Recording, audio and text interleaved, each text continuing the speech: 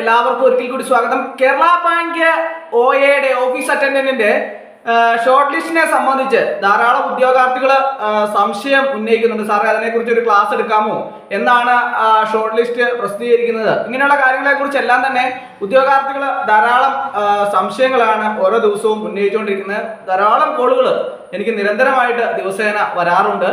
അപ്പോൾ അതിനെക്കുറിച്ച് ഉള്ള ഒരു ക്ലാസ് എടുക്കാമോ എന്ന് ചോദിച്ചതിന്റെ അടിസ്ഥാനത്തിലാണ് ഞാൻ ക്ലാസ് അറേഞ്ച് ചെയ്തത്. അപ്പോൾ അതിനു മുമ്പായിട്ട് തന്നെ വളരെ പ്രധാനപ്പെട്ട ഒരു കാര്യമുണ്ട്. എന്താണെന്ന് ചോദിച്ചാൽ, ജൂലൈ മാസത്തെ പരീക്ഷാ കലണ്ടർ PSC പ്രസിദ്ധീകരിച്ചിട്ടുണ്ട്.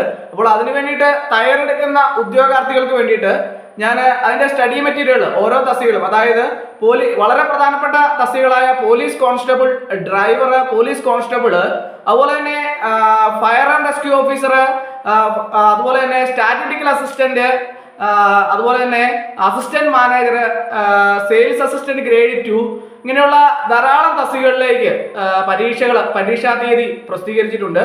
അപ്പോൾ ഇതിനു വേണ്ടിയിട്ട് തയ്യാറെടുക്കുന്ന ഉദ്യോഗാർത്ഥികൾക്കെല്ലാം അവർക്ക് പഠിക്കുന്നതിന് ആവശ്യമായതും പരമാവധി ഏറ്റവും ഉയർന്ന മാർക്ക് സ്കോർ ചെയ്യാവുന്ന രീതിയിൽ എക്സാം ക്രാക്കറായിട്ട് റാങ്ക് ഫയൽ തയ്യാറാക്കിയിട്ടുണ്ട്. സ്റ്റഡി മെറ്റീരിയൽസ് ആവശ്യമുള്ള ഉദ്യോഗാർത്ഥികൾ ഉടൻ തന്നെ കോൺടാക്ട് ചെയ്യേണ്ടതാണ്. ഡിസ്ക്രിപ്ഷൻ ബോക്സിൽ ഞാൻ നമ്പർ കൊടുത്തിട്ടുണ്ട്. നിങ്ങൾക്ക് എന്നെ കോൺടാക്ട് ചെയ്താൽ സ്റ്റഡി മെറ്റീരിയൽ റാങ്ക് ഫയൽ ആയിട്ടാണ് അത് തയ്യാറാക്കിയുള്ളത്.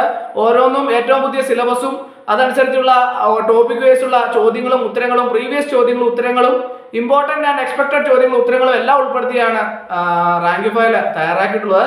ആവശ്യമുള്ളതിനെല്ലാം തന്നെ എക്സ്പ്ലനേഷൻ ഉൾപ്പെടുത്തിയാണ് തയ്യാറാക്കിയിട്ടുള്ളത്. അപ്പോൾ എല്ലാ ഉദ്യോഗാർത്ഥികളും കൃത്യമായിട്ട് റാങ്ക് ഫയലിനെ കുറിച്ച് പല ഉദ്യോഗാർത്ഥികളും അറിയാൻ പറ്റുന്നില്ല. പരീക്ഷ കഴിയുമ്പോഴാണ് പല ഉദ്യോഗാർത്ഥികളും ഞാൻ റാങ്ക് ഫയൽ ഉണ്ട് എന്നതിനെ കുറിച്ച് മനസ്സിലായത്. അതുകൊണ്ട് സാറേ, എനിക്കത് വാങ്ങാൻ പറ്റിയില്ല എന്ന് എനിക്ക് മേടിക്കാൻ പറ്റിയില്ല എന്ന് പല ഉദ്യോഗാർത്ഥികളും പരാതി പറയുന്നതിന്റെ അടിസ്ഥാനത്തിലാണ് ഞാൻ ഇപ്പോൾ ക്ലാസ്സുകളുടെ ഇടയ്ക്ക് തന്നെ കൃത്യമായിട്ട് തന്നെ പറയുന്നത്. കാരണം വെച്ചാൽ, നിങ്ങൾ ആരെങ്കിലും അറിയാതെ ഉണ്ടെങ്കിൽ, നിങ്ങൾക്കത് വാങ്ങാൻ സാധിക്കാത്തവരുണ്ടെങ്കിൽ നിങ്ങൾക്ക് വാങ്ങാവുന്നതാണ്. ഞാൻ എൻ്റെ നമ്പർ ഡിസ്ക്രിപ്ഷൻ ബോക്സിൽ കൊടുത്തിട്ടുണ്ട്. നിങ്ങൾക്ക് എന്നെ കോൺടാക്ട് ചെയ്താൽ ഞാൻ റാങ്ക് ഫയൽ മെയിൽ വഴിയോ വാട്സപ്പ് വഴിയോ ഒക്കെ അയച്ചു നൽകുന്നതാണ്.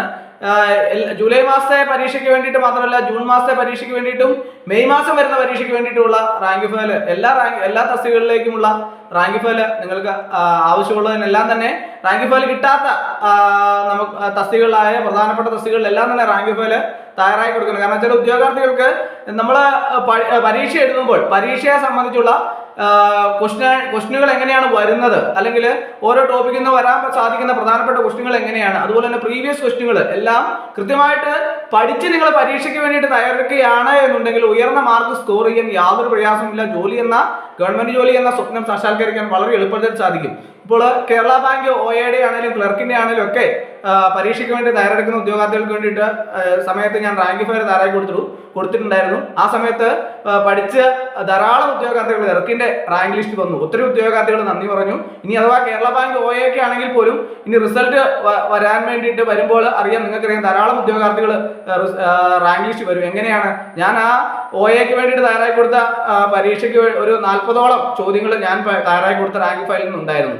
അപ്പോൾ അത്രയധികം നിങ്ങളെ സപ്പോർട്ട് ചെയ്യുന്ന ഒരു അക്കാഡമിയാണ് നമ്മുടെ JKR അക്കാഡമി. അപ്പോൾ ആ അക്കാഡമി വഴി നൽകുന്ന റാങ്ക് ഫയൽ ആവശ്യമുള്ള ഉദ്യോഗാർത്ഥികൾ ഉടൻ തന്നെ കോൺടാക്ട് ചെയ്യുക. ഡിസ്ക്രിപ്ഷൻ ബോക്സിൽ നമ്പർ കൊടുത്തിട്ടുണ്ട്. നിങ്ങൾക്ക് എന്നെ കോൺടാക്ട് ചെയ്താൽ റാങ്ക് ഫയൽ മെയിൽ വഴിയോ വാട്സപ്പ് വഴിയോ അയച്ചു നൽകുന്നതാണ്. അപ്പോൾ കേരള ബാങ്ക് OA റിസൾട്ടിനെ സംബന്ധിച്ച് ഇനി അധികം വൈകാതെ തന്നെ റിസൾട്ട് ഉണ്ടാകും. അതായത് മെയ് മാസം പകുതിയോടുകൂടി റിസൾട്ട് വരുമെന്നാണ് അറിയാൻ കഴിയുന്നത്.